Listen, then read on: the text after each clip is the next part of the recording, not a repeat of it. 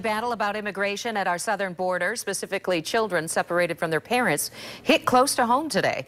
24-hour News 8 political reporter Rick Albin talked with two Michigan congressmen who were denied entrance to see some of those children right here in West Michigan. Rick? Well, we've heard about this quite a bit. Congressman Bill Huizenga and Tim Walberg wanted to see how those kids are being treated.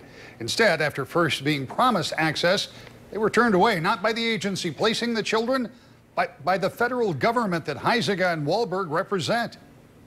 Fortunately, Office of Refugee Resettlement, not Bethany, but the federal government denied us access. Standing in front of Bethany Christian Services, where he and Congressman Tim Walberg had just met with the agency, placing some refugee children, Congressman Bill Huizenga made it clear that it was the government getting in the way. That was something we had been told wouldn't happen, and it was somewhat unexpected. Earlier in the week, Congressman Walberg had the assurance of an Undersecretary of Health and Human Services that the two would be allowed to visit children here in West Michigan. Why can't you, as a member, call the chairman and have the chairman call the secretary and say, what the heck's going on?